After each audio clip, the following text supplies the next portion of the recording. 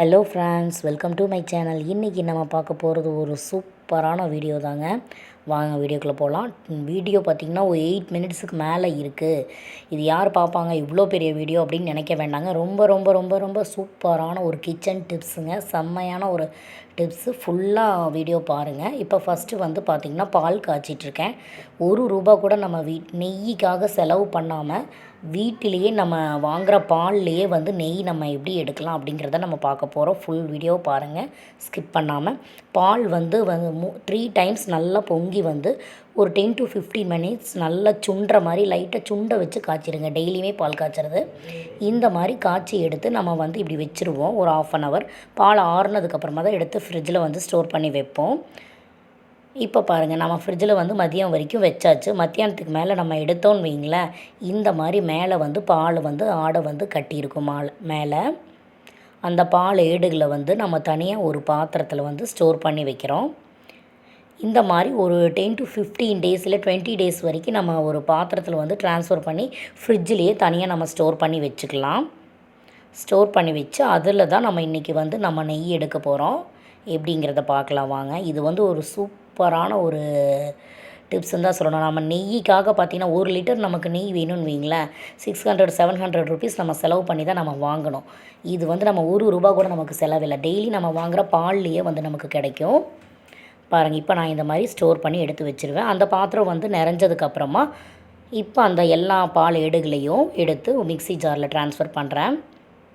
இது வந்து நீங்கள் ஓப்பனாக இருக்கிற பாத்திரத்துலையும் வைக்கலாம். ஒரு மூடி போட்ட டப்பாவில் கூட இந்த மாதிரி ஏடுகளை வந்து எடுத்து ஸ்டோர் பண்ணி ஃப்ரிட்ஜில் வச்சுக்கலாம். நல்லா தண்ணி ஊற்றி அந்த பாத்திரத்தை கழுவி கொஞ்சமாக தான் தண்ணி ஆட் பண்ணிக்கணுங்க. அதிகமாக ஆட் பண்ணோம்னா மிக்ஸி ஜாரில் அடிக்க முடியாது, மேலே வர பார்க்கும். பாருங்கள், கொஞ்சம் ஆட் பண்ணியாச்சு. இது வந்து நிறைய பேர் மத்து ஆட் பண்ணி கூட தயிர் கடையிற மாதிரி கூட கடைவாங்க. அது கொஞ்சம் கஷ்டங்க. 1/2 hour வேலை செய்யணும். இது அப்படி இல்லைங்க, 1 minute வேலை தான். பாருங்கள், மிக்ஸி ஜாரில் போட்டுட்டு ஒரே நிமிஷம் தான் சூப்பராக வெண்ணெய் திரண்டு வந்துடுச்சு. பாருங்கள், இவ்வளோ நீங்கள் ட்ரை பண்ணி பாருங்கள். அதுக்கப்புறம் தான் வந்து நான் சொல்கிறது எந்த அளவுக்கு உண்மைன்னு உங்களுக்கு தெரியும். ஒரே நிமிஷத்தில் சூப்பராக வெண்ணெய் திரண்டு வந்தாச்சு.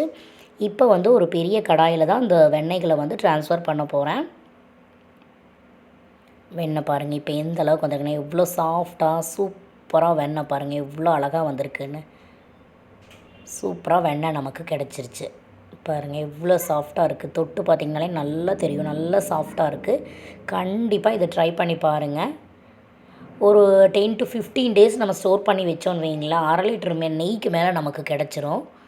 பாருங்கள் சூப்பராக எவ்வளோ பெரிய பால்ஸ். இந்த மாதிரி பார்த்திங்கன்னா நாங்கள் ஒரு 15 days எடுத்து வச்சதில் பார்த்திங்கன்னா எங்களுக்கு வந்து 300 ml அளவுக்குமே எங்களுக்கு கிடச்சிச்சு. பாருங்கள், ஒரு 4 பால்ஸ்லேருந்து ஒரு 5 பால்ஸ் வரைக்கும் இன்றைக்கி கிடச்சிருக்கு. நாங்கள் வந்து ஒரு சின்ன பாத்திரத்தில் தான் எடுத்து வச்சோம். இந்த மாதிரி நீங்கள் மந்த்லி ஒன்ஸ் நீங்கள் கூட பண்ணலாம். இந்த மாதிரி ஒரு மாதத்துக்கு நீங்கள் பால் எடுத்து வைக்கிறீங்க அப்படின்னு வைங்களேன், கண்டிப்பாக 1 லிட்டர் அளவுக்கு நமக்கு நெய் கிடைக்கும். 1 லிட்டர் நெய் நம்ம வாங்கினோன்னா 600-700 ருபீஸ் பக்கம் நம்ம செலவு பண்ண வேண்டியதாக இருக்குது. எவ்வளோ ஒரு சூப்பரான டிப்ஸுன்னு பாருங்களேன். எவ்வளோ ஒரு விஷயங்கள் இருக்குது. நிறைய பேர்த்துக்கு இது வந்து தெரியறதில்ல. பால் வந்து மெயினாக வந்து நல்லா சுண்டை காய்ச்சி எடுத்து நீங்கள் வச்சிங்கன்னா இந்த மாதிரி ஏடு கட்டும். அதில் வந்து நம்ம சூப்பராக பண்ணலாம். ஆல்ரெடி பாருங்கள், இந்த மாதிரி நான் லாஸ்ட் டைம் வந்து வெண்ணெய் கொஞ்சம் எடுத்து ஒரு பாத்திரத்தில் ட்ரான்ஸ்ஃபர் பண்ணி வச்சுருந்தேன். ஏன்னா ஒவ்வொரு தடவையுமே நம்ம காய்ச்சிட்ருக்க முடியாது இல்லையா. வெண்ணெயும் வந்து நம்ம கொஞ்சம் 2 தடவை எடுத்து ஸ்டோர் பண்ணி வச்சு 3ஆவது தடவை எடுக்கும்போது தான் நான் வந்து நெய்யாக காய்ச்ச போகிறோம். பாருங்கள், இப்போ அந்த பாத்திரத்தில் அப்படியே அடுப்பில் வச்சாச்சு. பாருங்கள், இப்போ வந்து நான் ஃப்ரிட்ஜில் வந்து வெண்ணெய் ஆல்ரெடி இதுக்கு முன்னாடி இதே மாதிரி ஸ்டோர் பண்ணி வச்சுருந்தேன். அந்த வெண்ணெயும் இது கூட சேர்த்தி நெய் நான் காய்ச்சிக்கிறோம். பாருங்கள், அப்படியே அந்த வெண்ணெயை உருக்குனோம்னா நெய் வந்தாச்சு. அவ்வளோதாங்க. ஒரு சூப்பரான ஒரு விஷயம். நம்ம கடையில் வாங்குகிற நெய்யுக்கும் நம்ம இந்த வந்து நமக்கு எந்த ஒரு இதுவும் ப்ரிசர்வேட்டிவ்ஸும் இல்லாமல் ஒரு ஒரிஜினாலிட்டியான வர நெய்யுக்கும் மனமே வேறேங்க. டேஸ்ட்டு வேறு லெவலாக இருக்கும். கண்டிப்பாக யூஸ் பண்ணி பாருங்கள். குழந்தைங்களுக்கெல்லாம் வந்து இந்த மாதிரி நம்ம வீட்டில் இருக்கிற பாலில் நம்ம எடுத்து கொடுக்கும்போது அவ்வளோ ஒரு ஹெல்த் பெனிஃபிட்ஸ் இருக்குங்க. ரொம்ப ரொம்ப நல்லது. கண்டிப்பாக இது எல்லாருமே ட்ரை பண்ணி பாருங்கள்.